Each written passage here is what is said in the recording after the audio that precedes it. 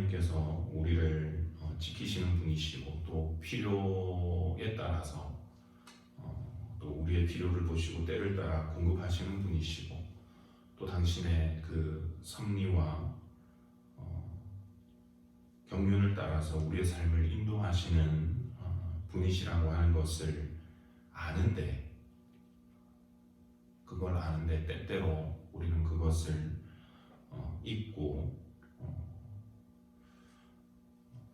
그리고 그 하나님을 의뢰하고 신뢰하지 못하고 우리 환경을 따라서 내 힘과 능력 그리고 내가 가진 것을 의지하고 살아갈 때가 아주 가끔이 아니라 좀 자주 있는 것 같습니다. 오늘 본문에서 보여지는 다윗의 모습도 그러한 모습입니다. 참 믿음에 어떻게 보면 좋은 표본이고 위대한 신앙인인데 그가 또 행한 한 실수가 바로 이것입니다. 그가 인구조사를 시행하면서 하나님을 의뢰하지 못하고 그분을 신뢰하지 못한 모습을 봅니다. 2절 말씀을 한번 보시겠습니다. 이에 왕이 그 곁에 있는 군사령관 요압에게 이르되 너는 이스라엘 모든 지파 가운데로 다니며 이 단에서부터 브엘세바까지 인구를 조사하여 백성의 수를 내게 보고하라 하니 다윗이 요압에게 명령을 내렸습니다. 인구조사를 온 나라에 다니면서 해라. 인구조사 그 자체가 잘못된 것은 아니지요. 미국도 인구조사 올해가 2020 센서스 이래가지고 진작에 했었는데 혹시 끝났나 이러고 인터넷으로 찾아보니까 아직도 진행 중이더라고요. 그게 도움이 됩니다. 흔히 미국 같은 경우에는 흔히 저희가 하는 말로 멜팅 팟이라고 그러잖아요. 워낙 다양한 나라입니다. 인종도 다양하고 인종이 다양하니까 언어가 또 다양하고 그리고 그들의 문화와 관습, 생활 습관이 다양합니다. 그러니까 그것들을 가능하면 잘 파악을 해서 그러니까 나라에서 정책을 위반한다든지 아니면 어떤 일을 시행하려고 할 때 그 조사가 분명히 도움이 될 것입니다. 그런데 다윗이 행한 인구 조사에 대해서는 어떤 도움이 된 것이 아니라 하나님께서 싫어하셔가지고 벌을 내리셨습니다. 그것이 저희가 읽은 12절 13절 말씀입니다. 다시 봅니다. 가서 다윗에게 말하기를 여호와께서 이와 같이 말씀하시기를 내가 네게 세 가지를 보이노니 너를 위하여 너는 그 중에서 하나를 택하라. 내가 그것을 내게 행하리라 하셨다 하라 하시니 가시 다윗에게 이르러 이르되 왕의 땅에 7년 기근이 있을 것이니까 혹은 왕이 왕의 원수에게 쫓겨 석 달 동안 그들 앞에 도망하실 것이니까 혹은 왕의 땅에 사흘 동안 전염병이 있을 것이니까 왕은 생각하여 보고 나를 보내신 이에게 무엇을 대답하게 하소서 하는지라. 하나님께서 발을 진노하셔서 선지자 갓을 통해서 세 가지 옵션을 주셨습니다. 너 무슨 벌을 받을래? 네가 선택해라. 7년 기근을 당할래. 3년 동안 기근 당해봐서 다윗이 그것이 얼마나 고통스러운지 알잖아요. 또 석 달 동안 도망 다닐래. 도망 다니는 것 지겨울 겁니다. 사울한테 도망 다녔지요. 아들 피해서 도망 다녔지요. 아니면 3일 동안 전염병을 맞을래.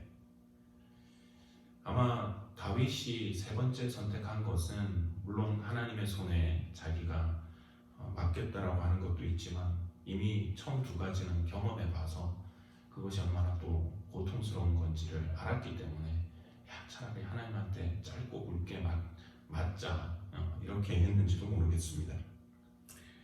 다윗이 인구조사 한번 했다고 하나님께서 왜 이렇게 진노하시고 또 선택하기 어려운 그런 선택지를 주시면서 벌을 내리셨는가? 그것은 다윗의 인구조사가 일반적인 인구조사가 아니었기 때문에 그렇습니다. 9절을 보시면 요압이 백성의 수를 왕께 보고하니 곧 이스라엘에서 칼을 빼는 담대한 자가 80만 명이요 유다 사람이 50만 명이었더라. 그러니까 이스라엘 전체에 남자는 얼마, 여자는 얼마, 아이는 얼마, 연령대별로 얼마 지금 뭐 하는 그 정도는 아니었겠지만 국민의 수를 조사해 온 것이 아니라 칼을 빼는 자의 숫자 80만, 50만, 130만, 즉 자신이 가지고 있는 운용할 수 있는 군사력을 측정하는 것이 목적이었던 겁니다. 나 이만큼 힘이 있다라는. 이제까지 다윗은 늘 하나님을 의지하고 신뢰해 오던 인물이었습니다. 그는 칼과 창이 아니라 하나님의 이름으로 나가서 골리앗을 물리쳤었고, 자신 옆에 있어주는 그 사람들이 아니라 하나님을 의지했기 때문에 사울을 피해서도 도망다니고 또 죽일 수 있었음에도 불구하고 그를 살려줬었고, 자신의 권력을 의지함이 아니라 하나님의 섭리를 신뢰했었기 때문에 자기에게 돌 던지고 욕했던 시므이마저도 살려줬던 것을 저희가 봅니다. 그는 이렇게 하나님을 신뢰하고 의뢰했었습니다. 하지만 지금 시점의 다윗은 자기에게 얼마나 많은 군사가 있는지, 얼마가 있으면 자기가 무엇을 어떻게 할 수 있는지를 좀 주판알을 굴린다고 하죠. 저희가 그런 모습을 보여주는 것 같습니다.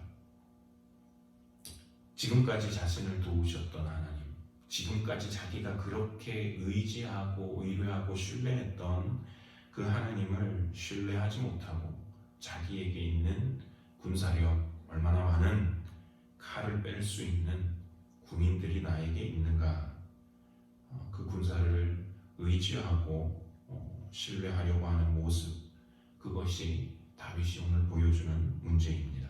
그로 인해서 하나님의 진노 아래 그가 놓이게 되어졌던 것을 봅니다. 그러면 다윗이 왜 이렇게 하나님이 기뻐하시지 않고 또 원하시지 않는 이 행동을 했는가? 왜 이렇게 한순간에 그가 일평생에 의지해왔던 하나님을 의지하지 않게 되었는가? 인구조사라고 하는 그 모습을 통해서 자신의 그 내면, 정말 가지고 있는 그것을 내보이는 그 실수를 했는가 하는 것입니다. 우선 살펴볼 수 있는 것은, 성경이 주는 해답은 사단이 준 마음이다 라고 하는 것입니다. 1절을 보시면 이렇게 나옵니다. 여호와께서 다시 이스라엘을 향하여 진노하사 그들을 치시려고 다윗을 격동시키사 가서 이스라엘과 유다의 인구를 조사하라 하신지라. 이 구절을 보시면 하나님께서 다윗에게 인구조사를 시켜놓고 하나님이 화를 내신 것처럼 읽혀집니다. 이 상황을 역대상 21장을 가서 보시면 21장 1절은 같은 기사를 이렇게 적고 있습니다. 사탄이 일어나 이스라엘을 대적하고 다윗을 충동하여 이스라엘을 계수하게 하니라. 한쪽은 하나님이 시켰다고 하고 또 한쪽은 사단이 충동질을 했다고 합니다. 이 둘을 어떻게 우리가 이해를 해야 되는가? 욥기서를 보시면 욥이 어떻게 시험에 들었는지가 그 앞부분 초반에 나옵니다. 사단이 하나님 앞에서 욥을 시험하자고 합니다. 그래서 욥의 재산, 가족을 건드리고 나중에는 결국에 그의 몸까지 이제 치고 시험에 빠지게 하는 그 모습을 보는데, 그 모든 것들이 사단이 충동질을 하지만 결국은 하나님의 어떤 허락 속에서, 그래 그러면 한번 네가 여기까지만 건드려 봐라 하는 그 허락을 받고 욥이 시험을 당한 것을 저희가 봅니다. 그러니까 다윗 경우도 하나님이 시켰다기보다 사단이 충동질하도록, 그래 너가 그러면 다윗도 한번 여기까지만 건드려 봐라 라고 하면서 그 마음 속에 다윗이 가지고 있던 그 마음 깊은 곳에 숨겨둔 하나님보다 자기가 가진 힘을 의지하려고 하는 그 모습을 사단이 이제 드러내 보인 것이죠. 어쩌면 욥이 그 사단의 시험을 이긴 것을 보고 하나님이 기뻐하셨던 것처럼 이 다윗의 경우도 야 욥이 그랬던 것처럼 너도 승리해봐라 이렇게 기대하셨을런지도 모르겠습니다. 그런데 다윗은 오늘 그 부분에 대해서 실패한 것 같습니다. 자신의 마음속 깊은 곳에 있던 어떤 마음이었는지 사단이 그것을 충동질을 했을 때 그가 그 사단의 충동에 넘어간 것을 봅니다. 첫 번째는 이렇게 우리의 마음을 사단은 늘 이용하려고 한다라는 겁니다. 또 한 가지는 이 다윗이 하나님보다 사람을 의지하는 이 인구조사를 하게 된 다음 단계가 나옵니다. 피할 수 있었는데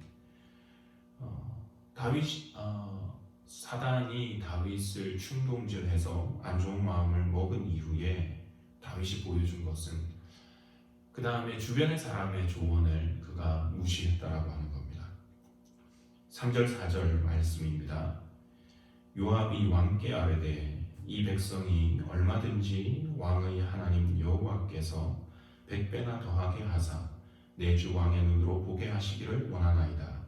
그러나 내 주 왕은 어찌하여 이런 일을 기뻐하시나이까 하되 왕의 명령이 요압과 군대 사령관들을 재촉한지라. 요압과 사령관들이 이스라엘 인구를 조사하려고 왕 앞에서 물러나 인구 조사를 하라고 아니 병력을 조사해 오라고 하는 그 명령을 받은 요압이 다윗 앞에서 분명하게 반대 의사를 밝힙니다. 굳이 그럴 필요가 있겠습니까? 하나님께서 하시면 이 백성들, 그러니까 이 군사들을 100배나 더 해주실 수가 있는데 왕은 어찌하여 이 일을 기뻐하시나이까? 그 말을 반대로 말하면 하나님은 별로 기뻐하시지 않을 것 같습니다. 근데 왜 당신은 이것을 기뻐합니까? 만일 다윗이 이때 요압의 조언을 진지하게 받아들였다면 그가 하나님을 불신하여 행하고자 하는 그 일을 멈출 수 있었을 것이고 나아가서 하나님께서 부으시는 그 진노를 피할 수 있었을 것이라고 생각이 됩니다. 하지만 다윗은 요압의 그 반대, 요압의 조언에 대해서 이렇게 했습니다. 왕의 명령이 요압과 군대 사령관들을 재촉한지라. 여기서 재촉했다라고 하는 말은 강하다, 원래 의미가 강하다라는 의미입니다. strong했다라는 말입니다. 즉 주변에서 다윗을 말리는 말, 의견 또 제시하는 조언을 듣고도 자기의 의견을 아주 강하게 해가지고 이것을 휘지 않았다라는 거죠. 그러니까 우리 표현으로 하면 자기의 의견을 굽히지 않았다라고 하는 것입니다. 그에게는 분명히 이것이 좋지 않습니다라고 하는 조언 또 제안이 있었지만 들었지만 그는 그 제안을 차버렸던 겁니다. 다윗이 하나님을 신뢰하지 않고 어려움에 빠지게 된 이유 첫 번째, 사단이 그의 마음을 충동질을 했다. 그 다음에는 비록 그 충동질을 받은 다음에도 그것을 우려하는 사람들의 조언을 그것 또한 무시했다라고 하는 것입니다. 그 다음에 그러면 어떻게 하면 이런 실수에 빠지지 않을 수 있는가? 혹은 실수에 빠졌다 하더라도 어떻게 빠져나올 수 있는가 하는 것입니다. 방금 말씀드린 이 두 가지 원인에서 저희가 해답을 반대로 생각하면 그 해답이 나올 것 같습니다. 첫째는 늘 자신의 마음을 살피고 깨어 있는 것입니다. 다윗이 그랬습니다. 다윗은 왕이었고 그리고 이제 권력이 있고 권위가 있어서 이제는 뭐 하자고 하는 거 사람들이 다 합니다. 거기다 산전수전 다 겪고 든 생각이 하나님 앞에서 이 정도 살았으면 잘 살았다. 내가 할 것 다 했고 뭐 특별하게 큰 대과도 없고 또 이제 모든 것들이 또 제자리로 돌아왔고 뭐 인생 말년에 이거 하나 뭐 더 한다고 큰 뭐 잘못이 있겠는가 이런 마음이 들었을런지도 모르겠습니다. 별 문제가 없다는 것이죠. 저희가 삶을 살아가면서도 그럴 수 있습니다. 하지만 인정해야 할 것이 뭐냐면 우리는 하나님 앞에 서기까지 결코 완벽한 존재가 아니라고 하는 것입니다. 실수하기 때문에 내 계획과 내 행동과 내 말이 바른 것인지 하나님이 기뻐하시는 것인지 늘 조심해야 됩니다. 왜냐하면 우리가 살피고 조심하지 않으면 누구의 먹잇감이 된다? 사단의 먹잇감이 되기 쉽기 때문에 그렇습니다. 그래서 베드로전서 5장 8절에서 베드로도 이렇게 저희들에게 권면했습니다. 근신하라 깨어라 너희 대적 마귀가 우는 사자같이 두루다니며 삼킬 자를 찾나니.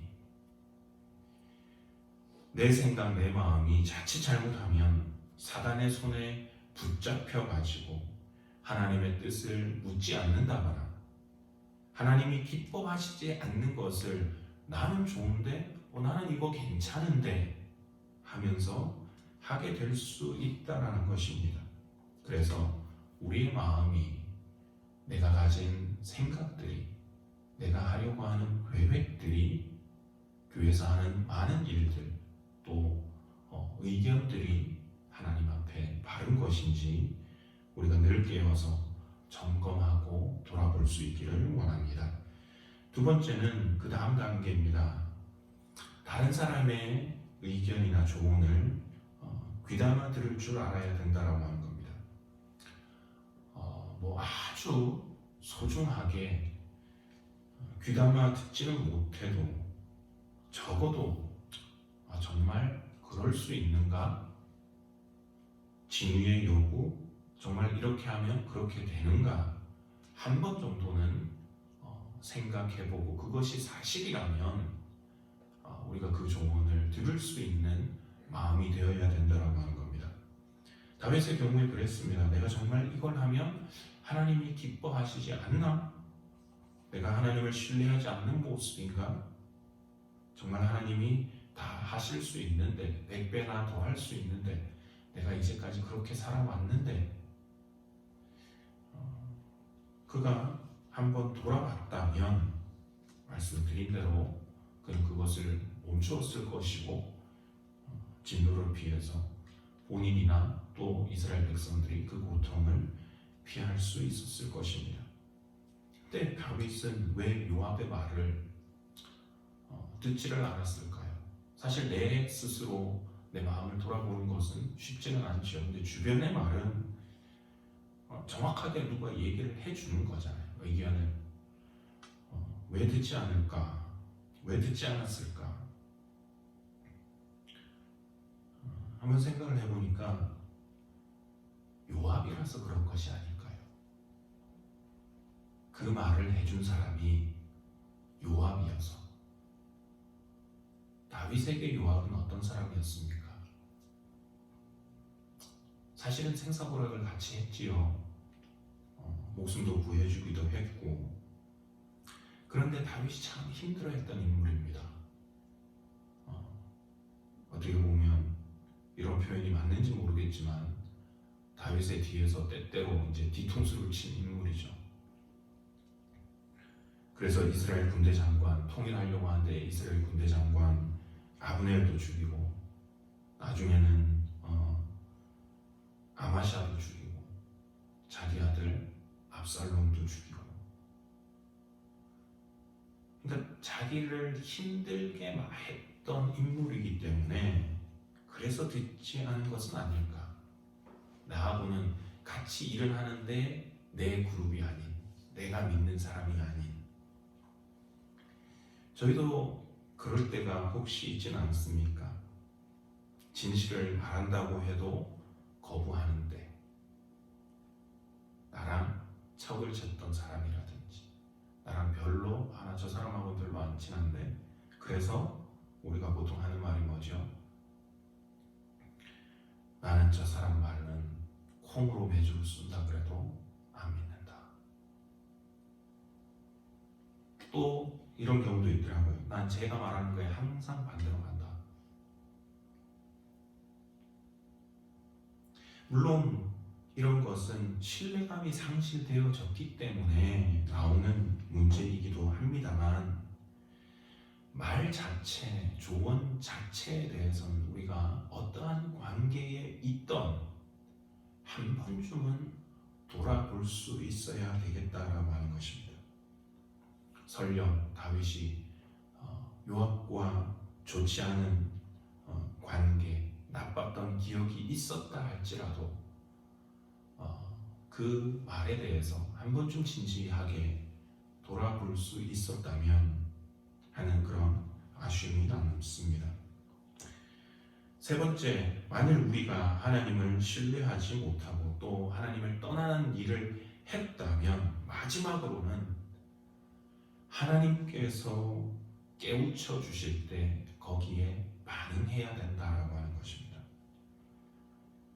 처음에 다윗도 자신이 무슨 일을 하는지 깨닫지 못하고 주변에서 알려주는 그 소리에도 바로 반응하지 못했지만, 나중에 다윗은 그 자신의 잘못을 깨우칩니다.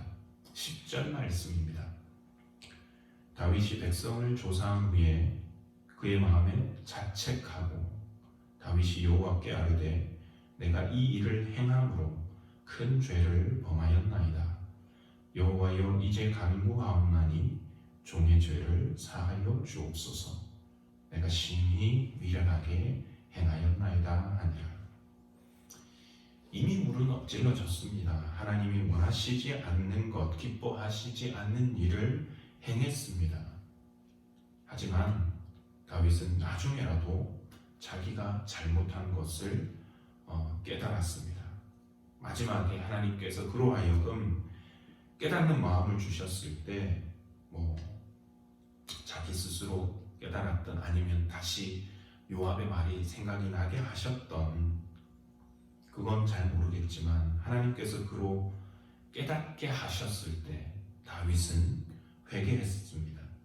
그의 마음에 깨달음이 왔을 때 그는 그 마음을 무시하지 않았다라고 하는 겁니다. 자신의 마음속에 자책하는 마음이 왔을 때 그는 그 마음을 가지고 무시하지 않고 하나님 앞에 나갔고 하나님 앞에 회개했었던 것입니다. 그래서 그 회개로 말미암아 어쩌면 더 큰 화를 이 정도로 막지 않았는가 하는 생각도 해봅니다. 우리들 마음속에 여러분 이럴 때가 있지는 않습니까? 내가 상대방에게 잘못한 것이 느껴지는데, 말 실수한 것이 느껴지는데 내가 먼저 말 꺼내기가 좀 싫고 주저될 때가 있을 때가 있는 것을 저희가 경험적으로 압니다. 보통 저는 그렇습니다. 그래서 어쩌라고, 몰라. 그러고 그냥 등을 휙 돌려버리고 애써 내 감정을 무시하거나 그냥 잊어버리려고 하는 때가 있습니다. 혹시나 우리가 실수로 하나님 앞에서 잘못을 하고 사람들 앞에 잘못을 하고 나서 이런 자책의 마음이 든다면 그것은 하나님께서 우리에게 다시 한번 돌아서라고 부르시는 마지막 사인일 수 있다라고 하는 것을 기억하면 좋겠습니다. 역대하 7장 14절은 이렇게 말합니다. 내 이름으로 일컫는 내 백성이 그들의 악한 길에서 떠나 스스로 낮추고 기도하여 내 얼굴을 찾으면 내가 하늘에서 듣고 그들의 죄를 사하고 그들의 땅을 고칠지라. 하나님의 백성으로서 이 땅을 살아가는 하나님의 백성의 힘은 우리가 물론 하나님 앞에서 실수 없이 살려고 노력해야 되겠지만 완벽한 삶이 아닙니다. 내 백성이 그들의 악한 길에서 떠나 악한 길을 살아갈 수 있다는 것을 전제하고 있습니다. 그러니까 우리의 힘은 그 악한 길을 아예 살지 않는 것이 아니라 그 길을 살아간다 하더라도 하나님이 깨닫게 하실 때는 그 길에서 돌아서는 것, 그리고 하나님의 얼굴을 다시 찾는 용기, 그것이 바로 우리의 힘이라고 하는 것입니다. 오늘 다윗이 보여준 실수, 하나님을 신뢰하지 않고 자기의 힘을 의지했던 모습입니다. 그는 사단의 중독에 반응했고 주변의 조언에 귀 기울이지 못했습니다. 하지만 결국에는 하나님의 깨우치심에 반응했고 하나님 앞에 회개한 모습을 봅니다. 하나님을 의지하면서 이 땅을 저희가 살아갈 때에 저희가 완벽하지 못해서 때때로 또 자주 하나님을 의지한다고는 하지만 신뢰하지 못하는 모습을 보여줄 때가 있습니다. 하지만 우리가 늘 깨어서 기도하고 노력하고 또 주변의 소리를 무시하지 않고 하나님께서 우리의 감정으로 깨닫게 해주실 때, 저 사람이 저렇게 말했는데 내 조언도 무시했네 하는 그런 깨달음이 뒤늦게라도 온다면 하나님께서 다시 한번 주시는 귀의 힘을 깨닫고 우리가 하나님 앞으로 돌아와서 회개하고 바로 설 수 있는 그런 저와 여러분들의 삶이 되기를 소원합니다. 기도하시겠습니다. 하나님 아버지, 은혜를 감사드립니다. 오늘 다윗의 또 어떻게 보면 별것 아닌 인구조사라고 하는 그것을 통해서 그가 어떻게 하나님을 의지하지 못했는지를 살펴보았습니다. 하나님, 이 땅을 살아가는 저희들의 삶도 마찬가지입니다. 하나님을 의지하고 싶은데 때로는 사단이 우리의 마음을 충동질합니다. 하나님을 의지하며 살아가고 싶은데 우리는 때때로 사람의 조언까지도 무시합니다. 우리가 늘 깨어서 사단이 우리의 마음을 가지고 놀지 못하도록 깨어 기도하게 해주시고 주변의 조언에도 정말 그런지 한번 돌아볼 수 있는 마음을 주시고 혹 우리가 실수했다 할지라도 마지막으로 한 번 더 하나님께서 우리를 깨닫게 하실 때 그 마음과 감정과 기분을 무시하며 돌아서는 것이 아니라 하나님 앞에 나아와서 그 얼굴을 구하고 회개하며 하나님의 은혜를 받아 살아가는 저희들의 삶이 되도록 인도하여 주시옵소서.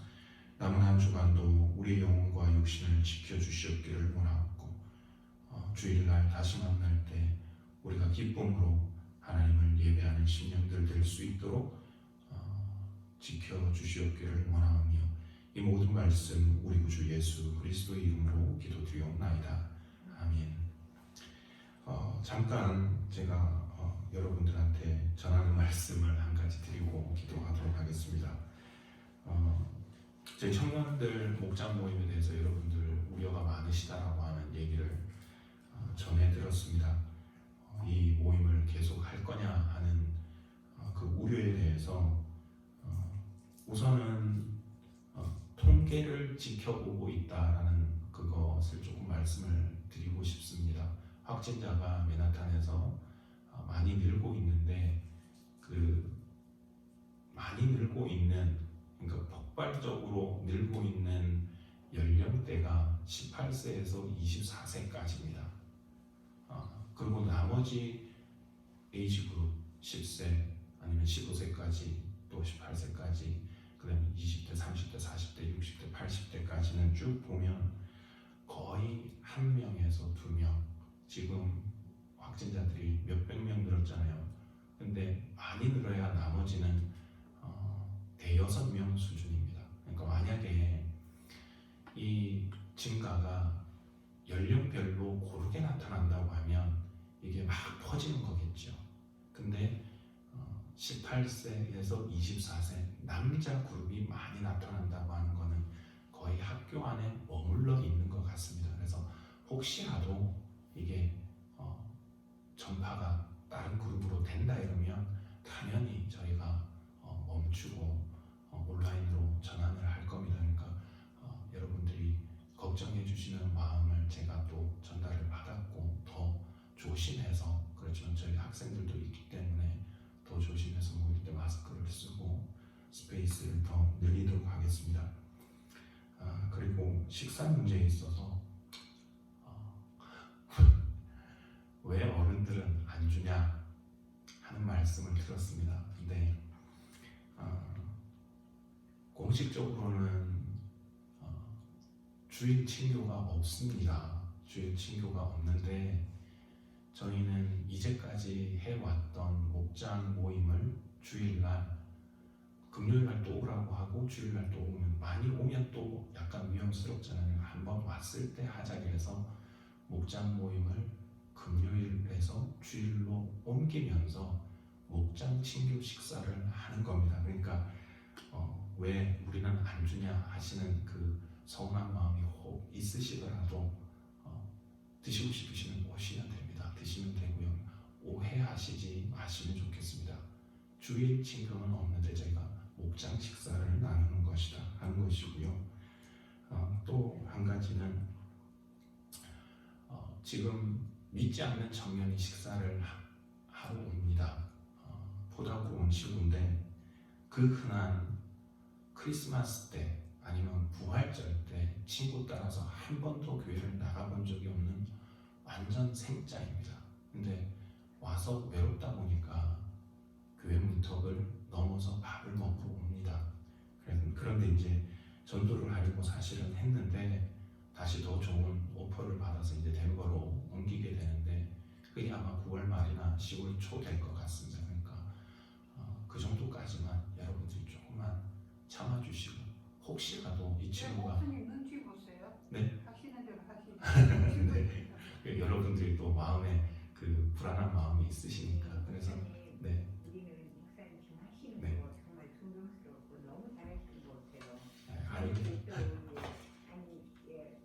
학생들 이렇게 막 학생자는 늘고 그러니까 저부터 굉장히 걱정이 많이 돼서 그랬는데 또 이제 우리 이렇게 박 목사님도 이렇게 또 목사님이 저는 이렇게 생각했거든요. 안 하시라고 하면 좀 쉬어서 좋다고 그럴 수 있는데 또 그렇지가 않으시니까 우리는 너무 이렇게 더 죄송하고 너무 고맙고 뭐라고 말씀드릴 수 없이 감동도 받았어요. 그래서 모든 건 그냥 하나님한테 맡기고 이제 저부터 걱정이 나니까 뭐 도와주다가 학생들 내려오면 막 이러다 걸리면 어떡하나 하고 그랬거든요. 그랬는데 이게 우리 반의 일 아니고 또 목사님도 부르고 우리도 부르고 기도하면서 또 그렇게 좀 저부터 그 두려워했으니까 또 다른 분들 그렇게 걱정하시는 분들은 이제는 하나님한테 맡기고 더욱더 기도하기로 했으니까 목사님 파이팅! 네, 감사합니다. 그래서 그 친구 뭐 한 두세 주 남았는데요.